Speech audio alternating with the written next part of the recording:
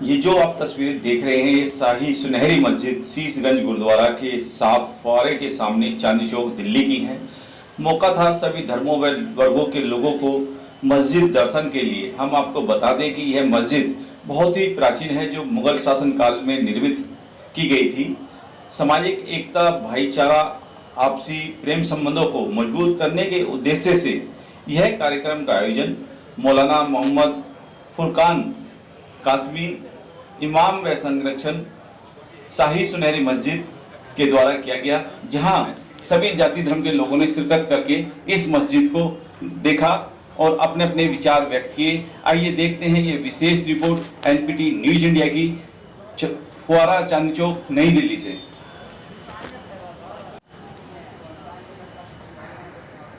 हमने आपके कान सुना, आपकी आवाज़ सुबह शाम हमारे कानों में पड़ती रहती है। इससे अच्छी कोई बात नहीं है, चाहे वो जुमा हो या जुमा ना भी हो, तो भी आपकी जो मीठी आवाज़ है ना हमारे को सुनाई देती है। बहुत बहुत शुक्रिया। और सब ठीक है बस।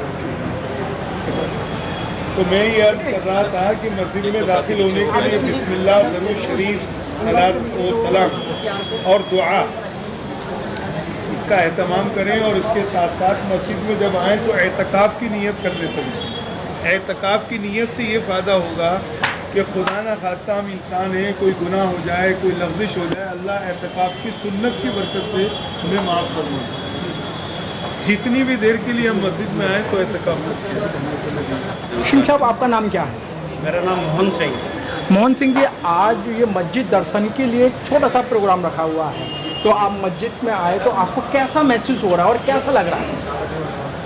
तो मस्जिद में आए या किसी भी धार्मिक स्थान पे जाओ, एक सुकून का एहसास होता है कि आप अच्छी जगह आए हो।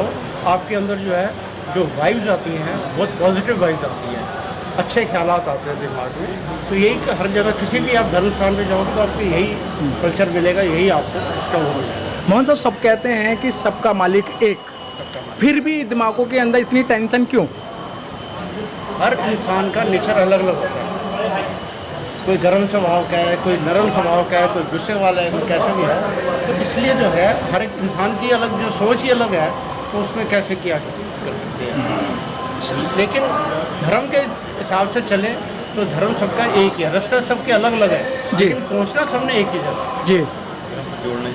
धर्म जो है आपस में जो है जोड़ना ही सिखाएगा। कोई भी ये कहेगा कि भाई अलग अलग हो जाओ या आपस में बैर रखो या कुछ करो, सबका धर्म जो है अलग धर्म होने से भी, लेकिन रास्ता एक ही है, मंजिल एक ही है सब। जी मोहन सिंह जी, आपको लाखों लोग देख रहे हैं और आज जो मस्जिद परिचय है, तो आप लोगों को क्या संदेश देना चाहते हैं? यही भाईचारे का संदेश है, आपस में मिलजुल कर रहना चाहिए। इससे अच्छी कोई बात ही नहीं हो सकती। प्यार मोहब्बत से रहो, कल्चर से रहो, सब आपस में भाई भाई है, तो इसमें कोई दो राय ही नहीं है। डॉक्टर दीपिका उमर, आप लोग कहाँ, दीपिका, आप कहाँ से आए हैं? मैं करोल बाग में रहती हूँ, सफदरजंग हॉस्पिटल में काम करती हूँ। तो आप यहाँ क्यों आए, किस लिए आए हैं आप यहाँ? ये बाहर पड़ा था कि सारे धर्म एक समान है, तो इसकी वजह से मैं इधर आई हूँ। सबका मालिक एक। हाँ, सबको। तो मैं भी इसी में बिलीव करती हूँ। अच्छा, तो आप यहाँ आने के बाद में कैसा महसूस कर रहे हैं? जो यहाँ के लोग हैं जो मस्जिद का संचालन कर रहे हैं, आपका स्वागत किस तरीके से किया? बहुत अच्छे से हुआ है, बहुत अच्छी बातें कर रहे हैं, पॉजिटिव वाइब्स हैं, पॉजिटिव एटीट्यूड है। लेकिन कभी कभार देखा जाता है कि मस्जिद के अंदर गलत तरीके की शिक्षा दी जाती है, कैसा महसूस हो रहा है यहाँ के वातावरण से आपको? तो मैंने कभी नहीं सुना कि मस्जिद के अंदर गलत क्यों, कोई भी धर्म गलत चीज़ नहीं सिखाता। ओह, सारे धर्म अच्छी चीज़ें सिखाते हैं। सर क्या नाम है आपका? मेरा नाम नानक है जी। नानक नैनावत, आनंदपुर से आया हूँ। जी। और यहाँ आने का मेरा खुद का तहे दिल से मतलब मैं आया हूँ, खुद बाहर देखा, हाँ, पढ़ा, बड़ा अच्छा लगा। वहाँ मैंने फ़ोटो भी करवाई अपने उनके साथ, जी, ट्रेनर के साथ। और यहाँ आके मेरे को पॉजिटिव एनर्जी प्राप्त हो रही है जी। एक तरह से बिल्कुल फील हो रहा है कि हम भारत जो है ऐसा होना चाहिए, सब धर्मों के लोग एक साथ चलना चाहिए और सब भाई भाई हैं, कहीं फ़र्क नहीं है। ये तो मेरा सही पूछो तो मायने से कि पॉलिटिक्स एक ऐसी चीज़ है जिन्होंने हम लोगों को थोड़ा दूरियाँ बढ़ाई है, वरना सदियों से हमारा देश सबसे अच्छा और सबसे सुंदर और सांस्कृतिक रूप से सब धर्मों को कितना अच्छा मेल जोल रहा है। लोगों को क्या संदेश देना चाहेंगे आप? हम यही कहेंगे आपस में मिलकर रहें और भाई भाई बन के, भाई भाई सब भाई भाई, सभी धर्मों मतलब आपस में लड़ना कोई धर्म नहीं सिखाता, सब धर्म एकता सिखाते हैं, भाईचारा सिखाते हैं। तो सबको एक साथ रहना चाहिए। बिल्कुल जब भी हम भारत को चारों मतलब हर तरीके से विकास कर सकते हैं, भाईचारा बढ़ा सकते हैं, त्योहारों को मज़ा ले सकते हैं, आनंद ले सकते हैं हर त्यौहार में आपस में मिल के। तो यही है संदेश हमारा, तो कि ईश्वर और अल्लाह सब एक ही हैं। नेशन न्यूज़ इंडिया में आपका हार्दिक स्वागत है। आज हैं हम चाइन चौक, शाही सुनारी मस्जिद, जो बरसों पुरानी मस्जिद है। और ये है मस्जिद, साइड में गुरुद्वारा है, एक मंदिर है और बीच में शाही मस्जिद है। बहुत ही अच्छी सुंदर देखने में लगता है। और आज जो है मस्जिद परिचय दिवस मनाया जा रहा है। हमारे बीच में है शाही सुनहरी मस्जिद के जो इमाम हैं मोहम्मद फुरकान जी। आइए हम बात करते हैं। सर, ये आज जो मस्जिद परिचय दिवस मना रहे हैं आप, क्या उद्देश्य है, इसे क्यों मनाने की आवश्यकता पड़ी? ये बहुत दिनों से हम इस बात का अपनी बातों में प्रचार करते हुए आए हैं। ख़ास तौर से फ्राइडे को, जुमे के दिन, हम ये लोगों को बताते हैं, सारी मानवता के इस्लाम का मुख्तसर परिचय ये है कि इस्लाम सबकी भलाई चाहता है। इस्लाम सबकी भलाई चाहता है। और मैं हमेशा कहा करता हूँ तमाम इंसानों से कि ये मज़हब इस्लाम मुसलमानों का मज़हब नहीं है, बल्कि सारे इंसानों का मज़हब है। सारे इंसानों को अल्लाह ताला ने अपने सीधे और सच्चे रास्ते का मैसेज दिया है, संदेश दिया है। तो ये बात मेरी तकरीबन 22 साल से ये बातें हो रही थी। मैं भी चाहता था जी कि बातों के साथ साथ प्रैक्टिकली भी इसका कुछ हमें वो करना चाहिए।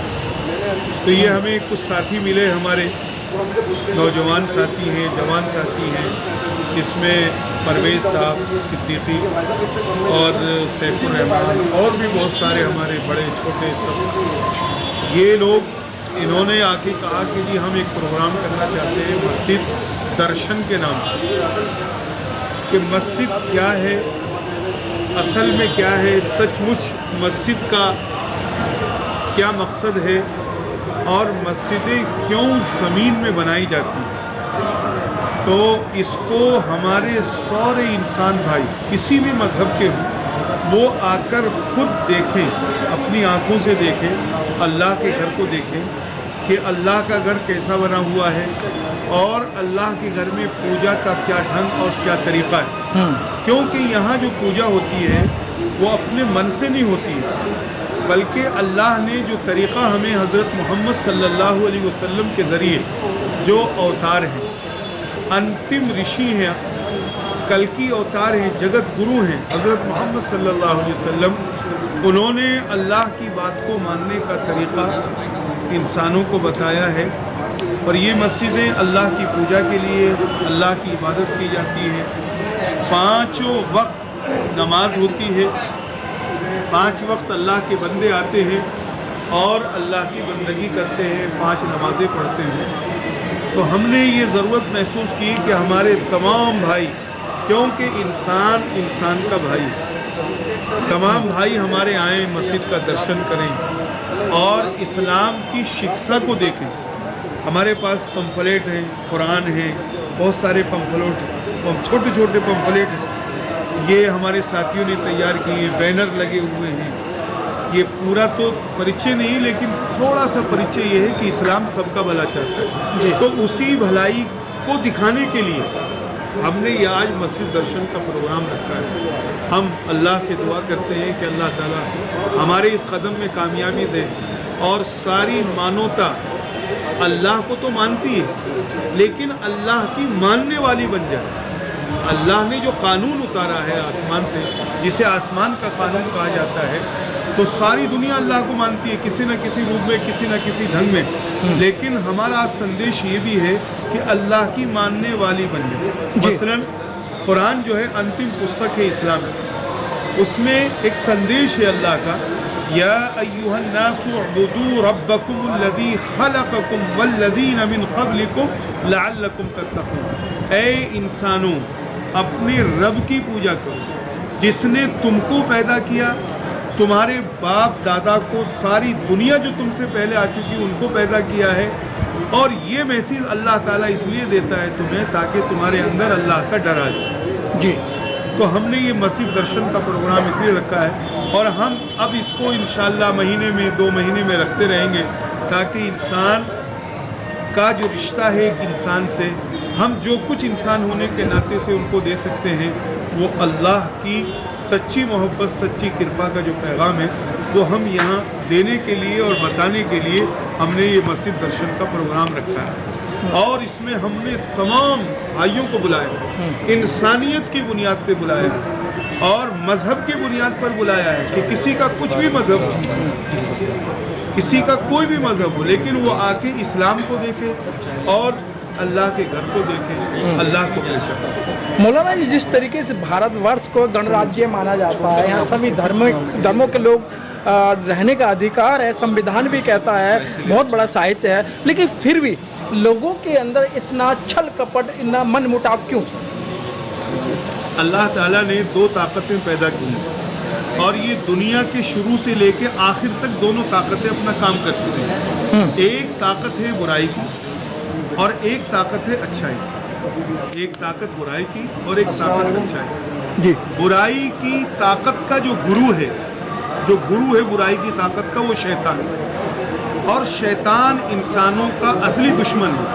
वो नहीं चाहता है कि इंसान प्यार से, मोहब्बत से और अपने पैदा करने वाले के साथ अच्छा रहे, वो नहीं चाहता है। लेकिन बुराई और अच्छाई की दोनों ताकतें दुनिया में हैं, तो दोनों ताकतें अपना अपना जोर दिखाती हैं। और ख़ास बात यह है कि मालिक ने इन दोनों ताकतों को इंडिपेंडेंट रखा है, यानी दोनों ताकतें अपना काम खूब कर सकती हैं। भलाई वाले भलाई को जिस तरह चाहे फैलाना चाहे फैला सकते हैं, बुराई वाले बुराई को जिस तरह चाहे फैला सकते हैं, क्योंकि ये दुनिया दारुल अमल है, ये दुनिया दारुल जज़ा नहीं है। इसका बदला बुराई का सज़ा मरने के बाद मिलेगी और भलाई की जज़ा ये मरने के बाद पूरे तौर पर मिलेगी। तो ये दोनों ताकतें अपना अपना काम कर रही है। कुछ ताकतें ऐसी है जो शैतान का आलायकार बन के दुनिया में बुराइयों को रिवाज देती हैं, कुछ हुकूमतें भी उनमें शामिल हो जाती हैं, कुछ ताकतें उसमें शामिल हो जाती हैं। और जो अच्छी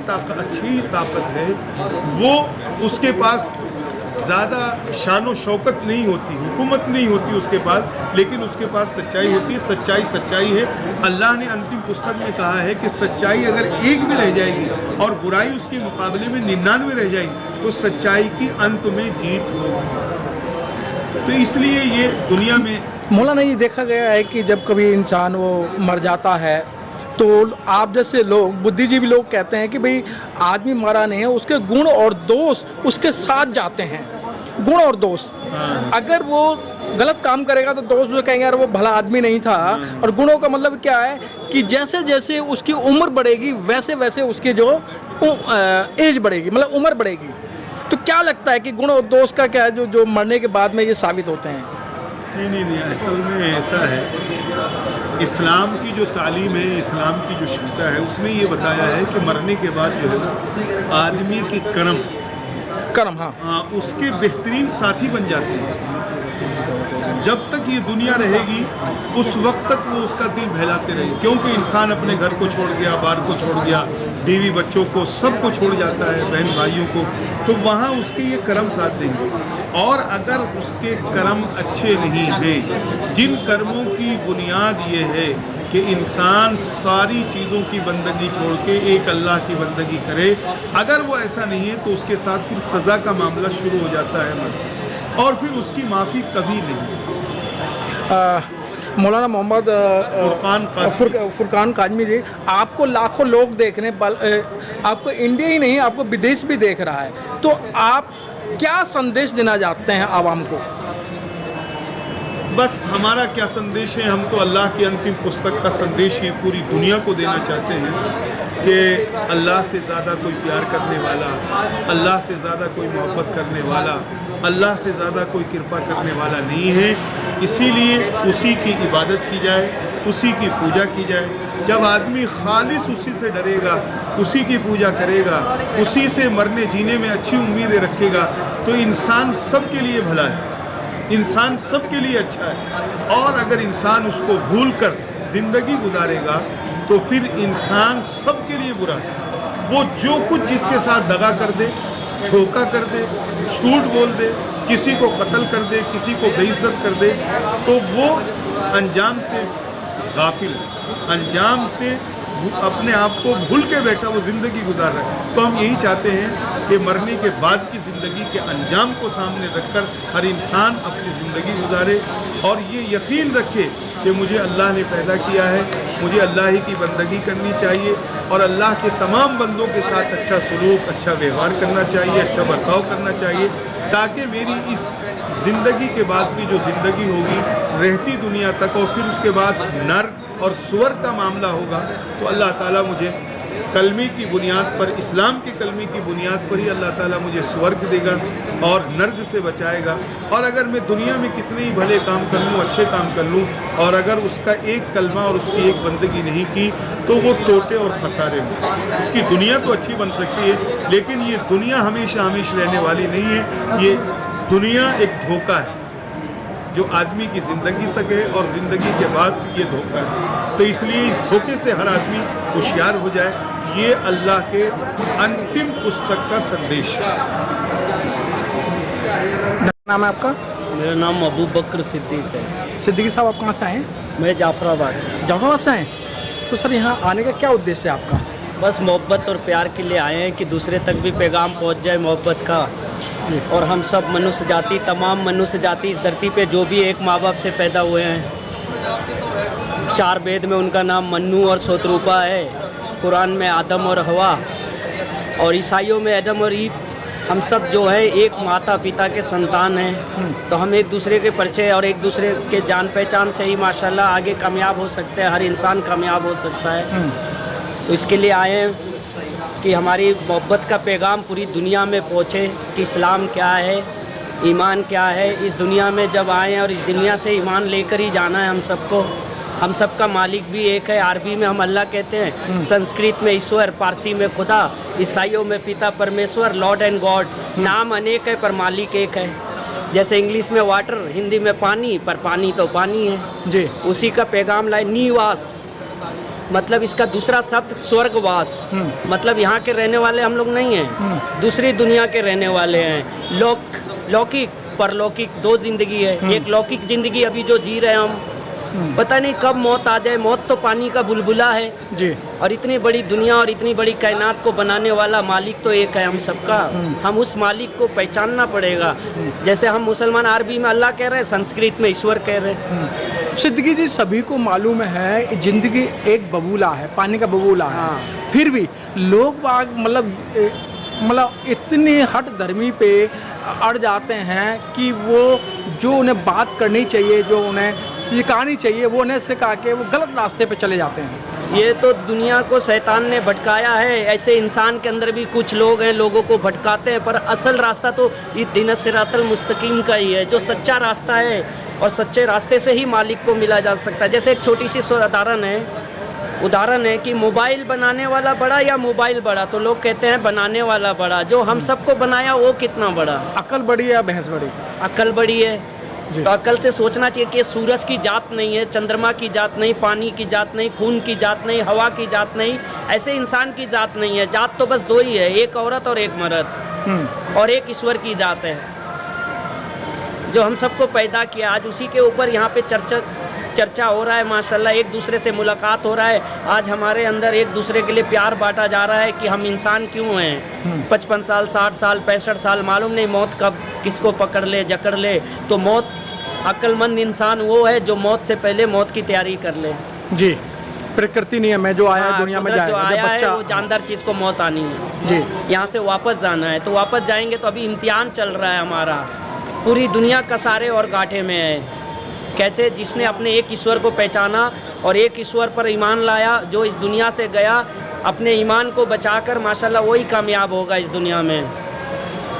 आपको लाखों लोग देख रहे हैं, आपको इंडिया ही नहीं, आपको विदेश भी देख रहा है, तो क्या संदेश देना चाहते हैं आप संदेश यही देना चाहते हैं कि पूरी दुनिया में तमाम जो कायनात है इस आलम में एक माँ बाप से पैदा हुआ, ये दुनिया के इंसान एक माँ बाप से, और खून का रिश्ता है हमारा तुम्हारा सबके साथ। मेरा पैगाम तो यही है कि इस दुनिया में आए मोहब्बत के साथ रहें और अपने ईश्वर की उपासना करें। और आदरणीय के लोग तो बहुत हैं, धरती पर जितने महापुरुष आए वो आदरणीय है, पूजनीय तो एक ही है जो हम सबको बनाया है, हजार नहीं हो सकते हैं। मतलब आदरणीय और पूजनीय। आदरणीय और पूजनीय जी। आदरणीय वो हैं जो महापुरुष आए हैं इस दुनिया में, उन्होंने कभी नहीं कहा हमें पूजा करो, सबका मालिक एक है। जैसे एग्जाम्पल आदरणीय में, आदरणीय मतलब जैसे हमारे महापुरुष हो गए, राम जी हो गए, कृष्ण जी हो गए, हजरत मोहम्मद सल्लल्लाहु अलैहि वसल्लम हो गए, गुरु नानक हो गए, गुरु गोविंद सिंह हो गए, ये सब आदरणीय है। पूजनीय तो एक ही है जिसने ज़मीन आसमान हवा और पानी को बनाया। इंसान को पैदा करने से पहले उसने ज़मीन आसमान हवा और पानी को बनाया। आज जो हवा लेकर हम जिंदगी बिता रहे हैं, हमारे नाक में जो सांसें चल रही है, ऊपर नीचे हो रही है, उसी ईश्वर का देन है। कब ये सांस रुक जाए और कब मौत आ जाए कोई पता नहीं मौत का। मौत आने से पहले मौत की तैयारी कर ले, वो अक्लमंद इंसान है। ठीक है सर। अस्सलामुअलैकुम रहमतुल्लाहि बरकातहू। जय हिंद भारत। मेरा यही पैगाम है हमारे भारतवासियों से कि ये दुनिया को चलाने वाला एक पावर जो है उसका डेफिनेशन है GOD God. GOD God, generate, operate and direct. काई कि एक छोटी सी MCD ऑफिसर भी होता है तो एक MCD को संभाल रहा है, कोई देश को संभाल रहा है, पूरी दुनिया को संभाल रहा है। ऐसे ही पूरी संसार को चलाने वाला जो मालिक है उसका डिफिनेशन नाम यही है GOD God, generate, operate and direct. हमें उस पावर को पहचानना बहुत ज़रूरी है। जब उस पावर को हम पहचानेंगे तो इंशाल्लाह कामयाब हो जाएंगे। सारे हम खून का रिश्ता है और इस खून के रिश्ते को हमें दुनिया को बताना है कि आदम और हवा की औलाद हैं हम, मन्नू और शतरूपा की औलाद हैं, एडम और ईव की औलाद हैं। हम सब का बनाने वाला मालिक एक है। आज हम जो अपने हाथों से बनाते हैं उसके पीछे भागते हैं, जो हमें बनाया हम उसके पीछे नहीं भागते हैं। ये जय हिंद सर। अपने सर क्या नाम है आपका? मेरा नाम जी अब्दुल रहमान है और मैं मुस्तफाबाद से आया हुआ हूँ। अब्दुल रहमान जी, आपके यहाँ आने का क्या कारण है, क्यों आए हैं आप लोग यहाँ? असल में एक तड़प, एक फिक्र, एक मोहब्बत मुझे यहाँ तक खींच करके लेके आई है। एक वो पैगाम जिससे समस्त मानव जाति जो है अनजान है, जिसकी वजह से नफरतें बढ़ रही हैं। आज पूरे विश्व में लोग ये समझते हैं कि दुनिया में जितने भी नफरत की वजह है और ये असल में धर्म है। असल में ऐसा नहीं है। धर्म कभी तोड़ना नहीं सिखाता, धर्म तो जोड़ना सिखाता है। धर्म की सत्यता से लोग अनजान हैं, धर्म की परिभाषा से लोग अनजान हैं। आज हमने सरहदों से दुनिया को बांट दिया, भाषाओं के आधार पर नफरत बांट रहे हैं, वरना हम सब का पालनहार वो ईश्वर एक है। उसने पवित्र अंतिम ईश्वरी पवित्र ग्रंथ में बिल्कुल स्पष्ट शब्दों में कहा है, बिस्मिल्लाहिर्रहमानिर्रहीम, कि या अय्युहन्नास इन्ना खलक़नाकुम मिन ज़करिन व उन्सा, ये लोगों हमने तुम्हें एक पुरुष और एक स्त्री से पैदा किया। यानी संसार में बसने वाला हर मनुष्य खूनी रिश्ते का भाई है। हम सब का पैदा करने वाला वो ईश्वर परमेश्वर, वो अल्लाह, वो रब एक, दो नहीं है, 2 नहीं है, 3 नहीं है, 10 नहीं है, 33 करोड़ नहीं है, वो सिर्फ एक है। अगर एक से अतिरिक्त कोई दूसरा ईश्वर होता तो इस संसार का निजाम चल ही नहीं सकता था। अगर किसी गांव के 2 प्रधान हो, अगर किसी देश के 2 प्राइम मिनिस्टर हो, तो उस वहाँ का सिस्टम नहीं चल सकता। इसी तरीके से वो ईश्वर एक है। जब ईश्वर एक है तो हम सबका धर्म भी एक है, धर्म भी अनेक नहीं है, हम सबका धर्म भी एक है। पर जब जब धर्म की हानि हुई तब उस ईश्वर ने एक नए संदेष्टा, एक नए मैसेंजर, एक नए अवतार को इस पृथ्वी पर भेज करके और उसी धर्म का नवीनीकरण किया, एक नेक्स्ट भाषा में उसको एक न्यू वर्जन के साथ अपडेट कर दिया। अब्दुल रहमान जी, बहुत अच्छी बात कही है आपने। भगवान को या अल्लाह ताला को जानते सब हैं लेकिन उनकी मानते नहीं हैं। लेकिन आज जब जानते हैं मानते नहीं हैं तो वहीं दोनों शब्दों के बीच में एक बहुत बड़ी खाई है। जहाँ मुसलमान शब्द आ जाता है तो वहीं और जो लोग हैं या जो और जो धर्म है उनकी माथे की जो सुकड़न फैल जाती है। जी, असल में क्या लोग सत्यता से अनजान, लोग आज मुस्लिम शब्द को ही बड़ा गंदा कर दिया गया।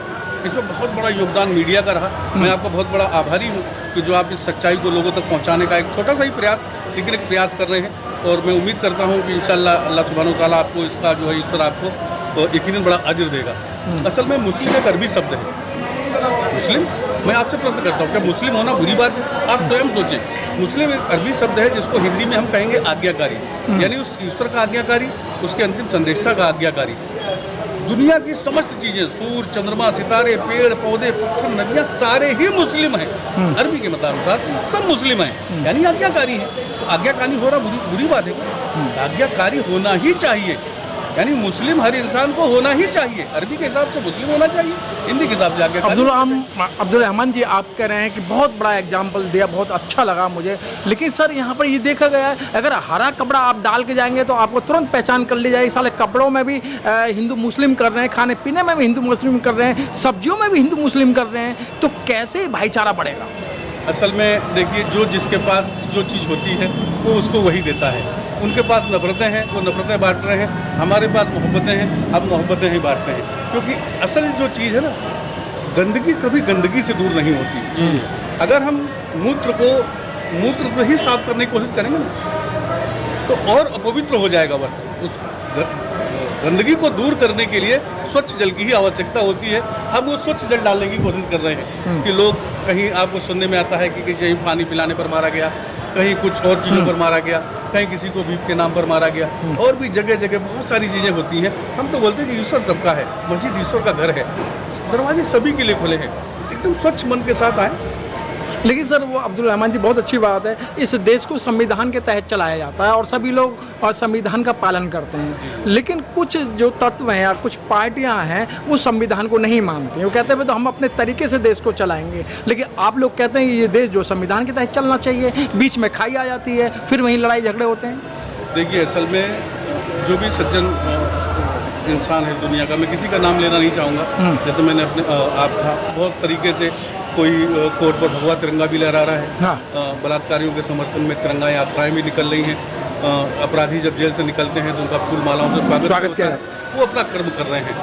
मुझे उस सच्चाई में, मैं तो उस सत्य से लोगों को परिचित करवाने का प्रयास कर रहा हूँ कि भैया, ज़िंदगी बहुत थोड़ी है। मेरी एज तो आज तकरीबन 48 हो गई है कि मैं पैगाम देना चाहता हूँ कि अगर मैं अभी आँख बंद करूँ ना और थोड़ा सा पीछे जाऊँ तो ऐसा लगेगा कि कल मैं था कि नंगा पुंगा घूमता था। कल का दिन था जब मैं पहली दूसरे में स्कूल जाता था, और ये 48 साल मेरी ज़िंदगी के कैसे गुजर गए मुझे नहीं मालूम। अब ये अगर मुझे कोई मेरा हृदयाघात नहीं हुआ, मेरा एक्सीडेंट नहीं हुआ, या कोई भी आकस्मिक मौत नहीं हुई, तो आप मुझे देख करके अंदाज़ा लगा सकते हैं कि अब्दुल रहमान 15 से 20 साल और जीवित रहेगा। तो जब 48 साल एक पलक झपकते व्यतीत हो गए, तो 15-20 साल कैसे आ जाएंगे हम और आप सोच भी नहीं कर। किस चीज़ की नफरतें? ये समस्त सृष्टि अल्लाह का परिवार है। अल्लाह को सबसे, ईश्वर को सबसे अधिक प्रिय वही मनुष्य है जो लोगों के साथ भलाई का मामला करे, प्रेम का मामला करे, लोगों में प्यार बांटे। मैं आपको देख रहा हूँ, आपको देख रहा हूँ, आप सभी को देख रहा हूँ, मगर मैं आप लोगों से प्रेम नहीं कर सकता तो उस मालिक से प्रेम का वादा मेरा झूठा है। मैं मक्कार हूँ, ढोकी हूँ, मैं धार्मिक नहीं हूँ, मैं अधर्मी इंसान हूँ। अब्दुल रहमान जी, इन सब बातों को लोग जानते हैं और अच्छी तरह से जानते हैं, लेकिन फिर हाय तौबा, हाय माया, हाय तौबा, ये क्यों इस संसार के अंदर चली आ रही है? मात्र 2 रोटी खानी होती है सुबह शाम, उसके बावजूद भी कि मैं इसका कब्जा कर लूँ, मैं इसकी बेईमानी कर लूँ, मैं उसकी बेईमानी कर लूँ, लेकिन अल्लाह ताला या भगवान या गॉड या ईश्वर कभी ये नहीं सिखाता। असल में मैं आपको थोड़ी सी यहाँ पर बात बताऊँ। आपने कहा कि हम सब कुछ जानते हैं, लेकिन फिर भी हम इन चीज़ों के पीछे पड़े हुए हैं। एक तो अरबी में शब्द है ईमान। ईमान परलौकिक सफलता के लिए ईमान का होना कंपलसरी है जी। ये एक अरबी शब्द है। इसे अगर हम हिंदी में बोलेंगे तो इसे बोला जाएगा विश्वास। ईमान को हिंदी में क्या बोलेंगे? विश्वास। विश्वास में यकीन। अब मालूमात का होना एक अलग चीज़ है, उस बात का विश्वास करना, यकीन करना। अगर मुझे विश्वास हो जाए इस बात का कि चांदनी चौक से थोड़ी दूर आगे, आधा किलोमीटर दूर आगे, शास्त्री पार्क के रास्ते पर कुछ जो है शरारती तत्व बैठे हैं जो झगड़ा कर रहे हैं, मैं उस रास्ते को कभी पसंद नहीं करूँगा, कभी पसंद नहीं करूँ। कोई भी समझदार मनुष्य जाना पसंद नहीं करेगा। और मुझे मालूमात हो जाए, लेकिन विश्वास में भाई हो भी सकता है, नहीं भी हो सकता है, तो मैं चला जाऊँगा। तो इसी तरीके से तमाम बातें जो हैं ये हमारे मालूमात में हैं, लेकिन हमारे विश्वास में नहीं है। इसी तरीके से मालिक ने कहा है कि परलौकिक सफलता के लिए विश्वास का होना अति अनिवार्य है। वल अस्र, वल सूर्य पढ़िए जरा, कौन सी? वल अस्र इन्नल इंसाना लफी खुस्र। बिस्मिल्लाहिर्रहमानिर्रहीम। वल अस्र इन्नल इंसाना लफी खुस्र, यानी कसम है घटते बढ़ते समय की, कसम है जमाने की, कि समस्त मानवता, सारे के सारे इंसान घाटे में हैं। घाटा मतलब नर। अब्दुल ये बस थोड़ी सी सिवाय उनके, यहाँ पर आ गई आपकी बात, सिवाय उनके जो विश्वास वाले हैं, जो यकीन वाले हैं, जो ईमान वाले हैं, उन्हीं को सफलता मिलेगी। इसके अतिरिक्त और भी बहुत सारी बातें जी। अब्दुल रहमान जी, आपको लाखों लोग देख रहे हैं, इंडिया ही नहीं विदेश भी देख रहा है आपको, कि आप क्या संदेश देना चाहते हैं अमन चैनी के लिए, जो कि लोग इस भारतवर्ष के अंदर अमन चैनी से रहें? देखिए, असल में मानवता ही सबसे बड़ा धर्म है। अंतिम विश्व संदेष्टा हजरत मोहम्मद सल्लल्लाहु अलैहि वसल्लम का कथन है, अद्दीन व नसीहा। धर्म नाम है जल कल्याण, परोपकार, भलाई और मानवता का। यही असल धर्म है कि हम लोगों के अंदर प्यार बांटें, लोगों के अंदर मोहब्बत बांटें। अगर मैं स्वार्थी हूँ, आपने कुछ साल पहले एक खबर सुनी होगी नोटबंदी के बाद जी, तकरीबन नोटबंदी के 2-3 महीने के बाद एक खबर हो रही थी कि एक नमक महंगा हो गया, जी, शॉर्ट हो गया और 150 रुपये किलो बिक गया। आपको मालूम क्यों बिका हो? क्योंकि आज मैं स्वार्थी हो गया, मैं खा लूँ, मेरा पड़ोसी जाए भाड़ में, मुझे मतलब नहीं है, खरीद लो नमक। एक अफवाह ने नमक को 150 रुपये किलो बिकवाया। अगर मेरी सोच ये हो जाए, मेरी सोच जो है अंतिम विश्व संदेशा हजरत मोहम्मद सल्लल्लाहु अलैहि वसल्लम के कथनानुसार हो जाए कि वो मोमिन ही नहीं हो सकता जो खुद पेट भरकर खाए और उसका पड़ोसी बगल में उसका भूखा रहे, तो कोई भी अफवाह हम पर काम नहीं कर सकती। इसलिए मानवता के महाउपकारक जैसे हजरत मोहम्मद सल्लल्लाहु अलैहि वसल्लम की शिक्षाओं से हम तमाम इंसानियत को परिचित करवा रहे हैं कि अगर भाई लोगों में प्यार और मानवता और इस चीज़ को हम बढ़ावा देना चाहते हैं तो हुजूर सल्लल्लाहु अलैहि वसल्लम की शिक्षाओं को स्वयं अध्ययन करें, लोगों की बातों में ना आए। लोग तो बहुत इस्लाम के खिलाफ दुष्प्रचार कर रहे हैं और तरह तरह की बातें कर रहे हैं।